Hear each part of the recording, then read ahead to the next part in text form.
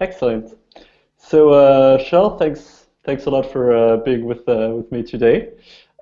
We've tried for half an hour to get this hangout started, so Yeah, it's really good that we got it started, and that means it's going to be fantastic. So, do you obviously. want do you want to give us a bit of background on yourself, your writing, your day job, stuff like that? Well, yeah, apart from writing, I'm also a residence assistant for UCL, which anyone who doesn't understand that, that's basically like working on hotel reception, except you're dealing with students. So lots of drunkenness, lots of dirty bedrooms, things like that is Cool. thing. But yeah, I've been writing since I was about 14. I did a degree in creative writing up at Derby University, and then kept on really. So yeah, my first book came out about 18 months ago now. So it's all Well, congratulations. cute. It's been very crazy. So Yeah, I can imagine. So, how do you like juggle writing and day life? What do you find the time? I gave up sleep about a year and a half ago. Good, good. Started living on Red Bull. That helped. No, to be honest, though, I'm a bit of a hermit a lot of the time. So I'll come home from work, I'll do some writing, I'll watch TV while I do other bits and pieces, and then yeah, the occasional lack of sleep. So Cool. So you published your first book 18 months ago. You've got three out there right now? yeah, yeah. I've got two books from a sci-fi series called Out of Orbit. I'm working on the third one at the moment. And then I have a paranormal book called Teeth, which came out at the beginning of January. So those ones are shorter books. I started doing them as a joke, and it just kind of turned into something that I really loved. So I was like, yeah, you know what? I'm going to continue doing that. I really love how you first described teeth to me, so I'm gonna let you do it again. Oh, what? Blood, murder, and mockery? Also, yeah, and about vampires actually being bad, right?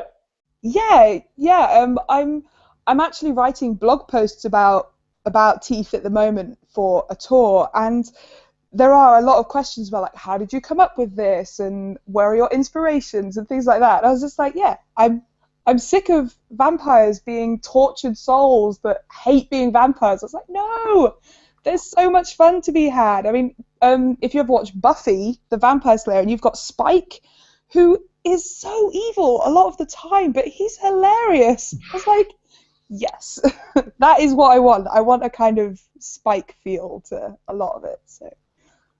Okay, that's cool. Well, you're the perfect example like of a young starting indie author who's trying to reach readers. So it's fantastic for our hangouts.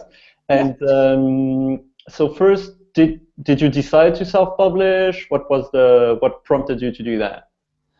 Um, my first book, when I wrote my first book is called Dead and Buried, and when I was writing that and I had it at the finished stage, so like by finished I mean I was finished with it. I knew I couldn't go further without someone else. Okay. Whether that was with self-publishing, whether that was an editor and proofreader, things like that, or it went to a publishing house. I knew I couldn't go further with it without that help. So I started looking around at different things to do, and I went to the London Book Fair.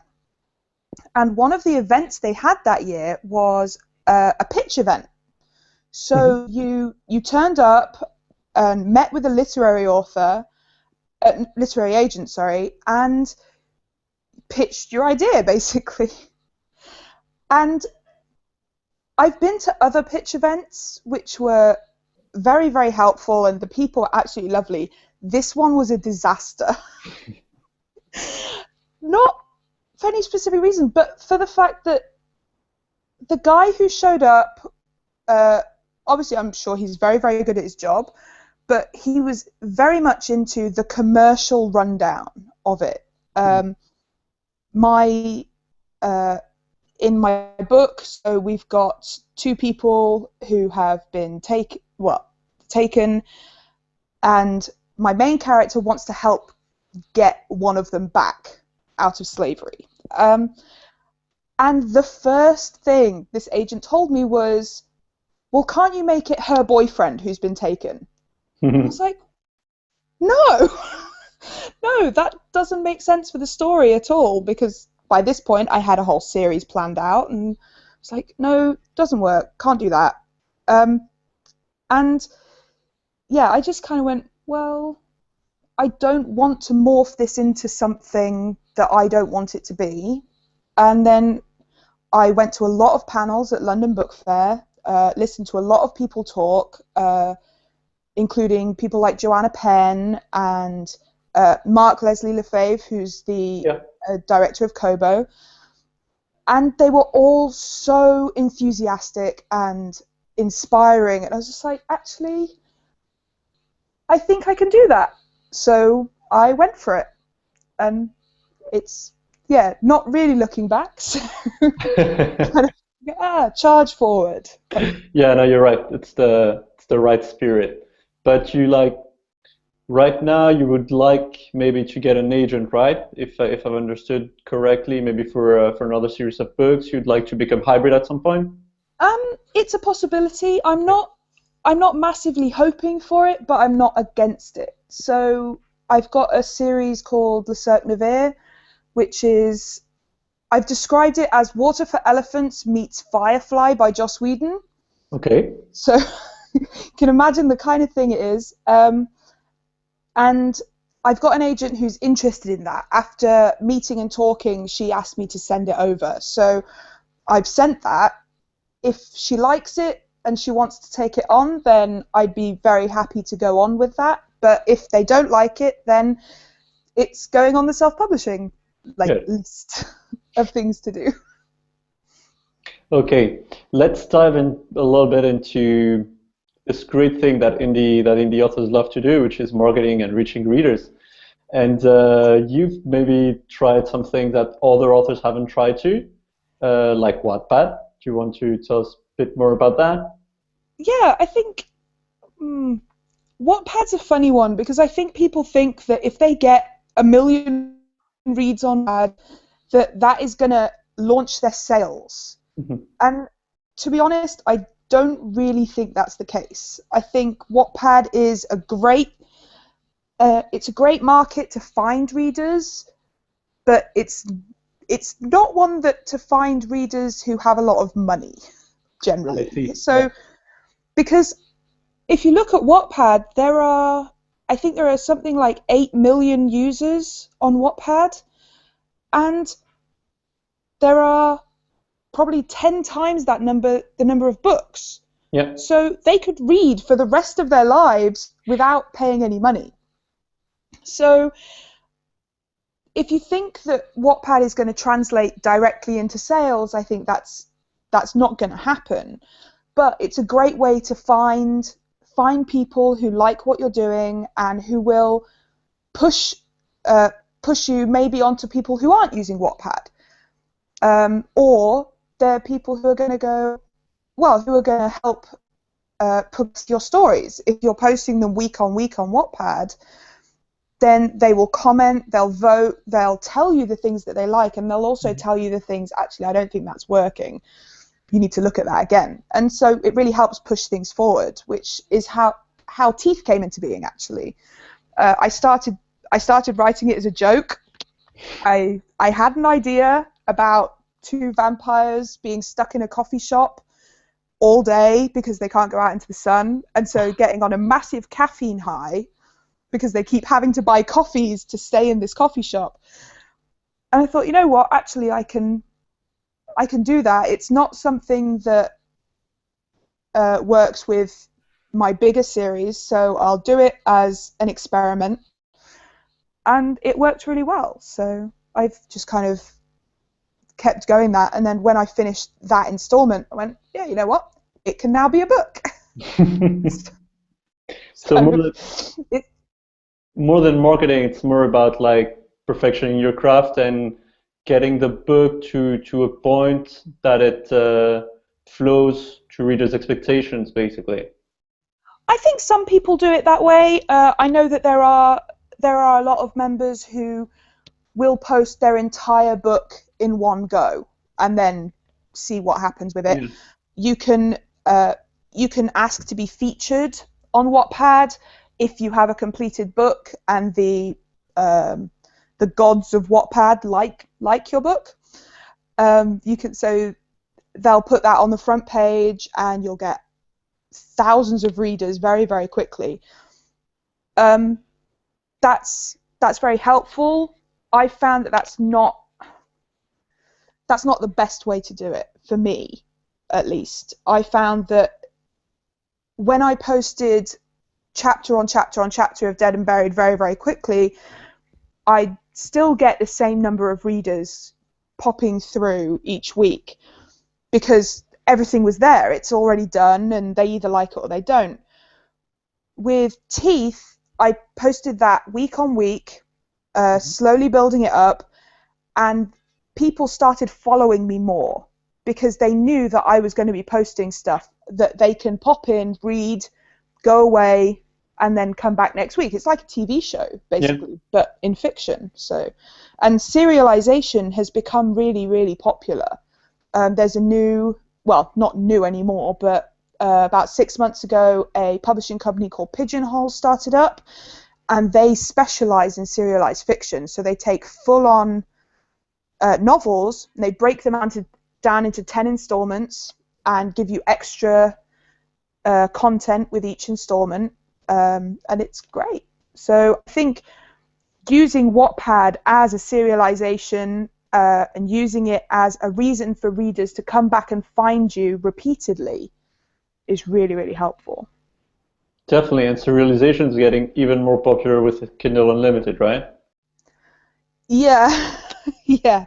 I'm not familiar with Kindle Unlimited at all. I've stayed out of that zone because I don't agree in exclusivity for indie authors. Yeah.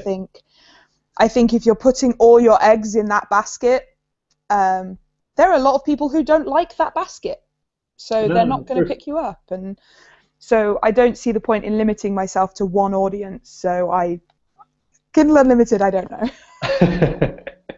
Okay, now on top of that, you'd become completely dependent on the gods of Amazon.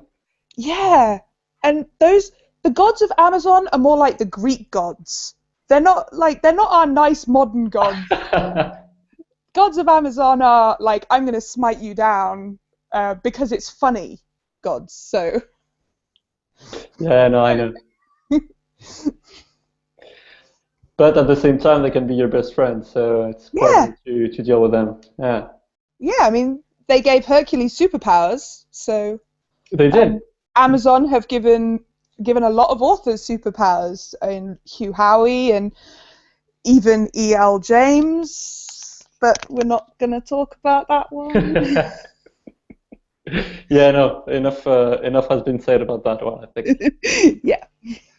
And talking about the gods of Amazon, they rely a lot on reviews to make the books go to the top of their lists. Yeah. So what are you doing to get more reviews? You talked about a blog tour earlier. Yeah. So I'm doing a blog tour for Teeth. I actually am using a PR agent to do that. Well. Friend of a friend situation. She sorted out a blog tour for my friend Nick, who writes comedy crime fiction, and he raved about her. So I was like, okay, I'll try it out, see what happens, because as I said, I don't get enough time to sleep anyway. So organizing blog tours is very time consuming. So I thought, you know what, I'll see where it goes, and I'm incredibly happy with her. She's created loads of stuff for me. She's contacted all the blogs, filled that up. I think I've got about 5 to 10 blog posts to write by the end of the week, and then there's reviews coming in and things like that. So blog tours can be great because when you're looking at a blog tour, you're not looking at your own audience. Your own audience is great for pushing to the blog tour, but actually you're kind of jumping into this Venn diagram of all these other little audiences for the bloggers and the reviewers, and they're great. No, they're fantastic. They're fantastic. There's a lot of, especially in speculative fiction, there are lots of Mm, groups, blogs, reviewers out there with quite large audiences. And if through an organized blog tour like that, you manage to get into one of those, you can become maybe a more regular guest blogger. If your guest absolutely. post is really appreciated. I know Bengali does that a lot. Yeah. Um, so it's definitely a fantastic idea, and you'll give me the name of that PR woman because we're going to open Yeah. Ritzy to publicists soon, I will do. Yeah. Yeah. I'm sure she'd be very, very grateful. and we'll link to her in the transcript of this hangout. Yeah. Um, Anything else you've done in terms of creative marketing that when you don't sleep, basically? When I did sleep. Um, yeah, I stole an idea from Bengali actually Ah, because you mentioned him. I did steal an idea from him. He's got the little round badges that you can get that people have on their bags and things. So he has those for his book covers, and I stole that idea and used it to my own means. Which has been great. It's just something nice and little that you can have when you're selling books. You go, oh, here, have a badge, hoping that someone on the street will go, that's an awesome badge. Where did you get it? And I don't know if that's actually happened, but it's nice to dream that that happens. exactly. Yeah. I've also quite weird. Um, I have friends who do a lot of cross-stitching designs. So they create the designs and they dye threads and things like that. And so they've read the book and they made designs out of my books. So Well, they've that's nice. they've got like custom dyed threads that are named after things in my book. So I'm like, this is amazing. So obviously they link to the books, and I cross stitch, so I'm quite like I'll sit there and do the designs and hope that people go, ooh, again, that's a nice design. Where did it come from? Like, it's from this book that I wrote. Yay. No, that's good. It's getting your brand out there. Yeah, Not yeah, not gonna hopefully. happen overnight, obviously, but No. like it's a good start. Yeah. And so we've talked about other indie authors, and I think Mark Coker, the CEO of Smashwords, said that like 2015 would be the year of collaboration. So Mm. what are you going to do in 2015 to collaborate with other indie authors? I don't know if it counts. I'm writing a book with someone else, so It definitely counts, I think. yeah, I wasn't sure if you meant like marketing-wise collaboration. So yeah, I'm writing a post-apocalypse book with a friend of mine who I've known for a couple of years now, and we've been writing together on an informal basis for all that time. And so we had this idea, and we were like, well, you know what? Why don't we write it? So we're doing that, and then I'm doing a talk on doing a talk on self-publishing, just general self-publishing to students at Derby University at the end of the month. So I think with collaboration things, you don't really know until it's happened, and suddenly you're like, oh, I've got all these plans with all these people. Oh, That's okay. true. Yeah, that's true. That's often how it happens. Also with startups, you Yeah. just meet and you start dreaming and stuff happens. Yeah, you have a little idea that you're like, oh, this would be cool, and before the end of a beer, you've suddenly got 20 ideas, and you're wondering where you're going to get funding. So, kind of happens that way. Yeah, exactly. And in terms of funding, where do you think indie authors have to invest most into their books? I think I think that depends on author to author because different different authors will need different things. So if you look at some indie authors, they're amazing with their graphic design, so they don't have to invest money in that, apart from like if they're buying stock photos, things like that.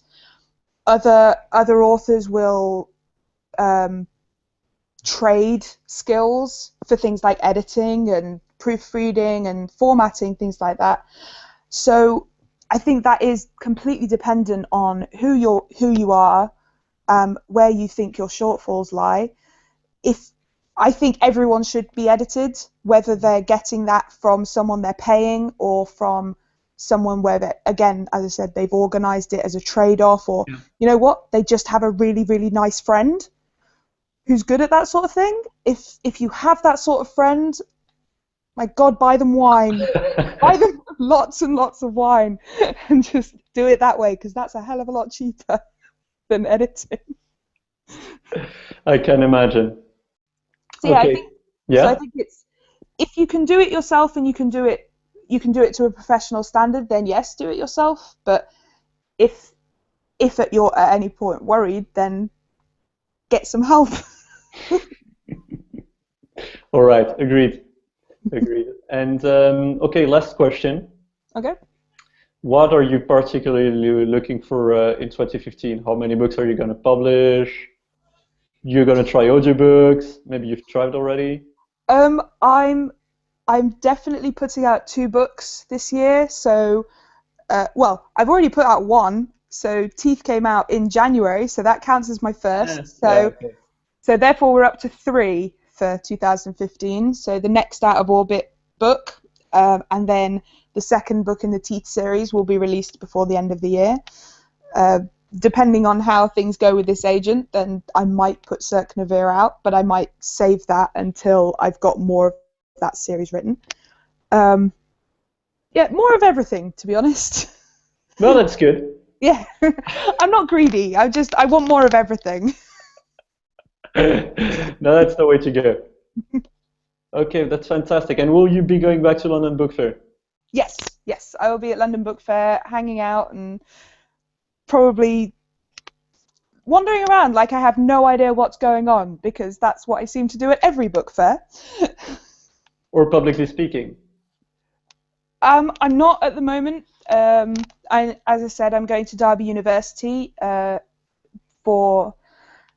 Well, I was asked by my ex-lecturer, so that's going to be interesting. That's nice. But apart from that, I've not really got anything set up, but I'm always open to it. So.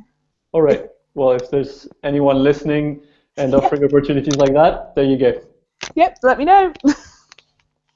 Cool, fantastic. Well, thanks so much for the hangout, Chele. That's all right. Thank you for having me. Yeah, my pleasure. And I look forward to seeing you at London Book Fair. Cool. See you too. Cheers. Bye.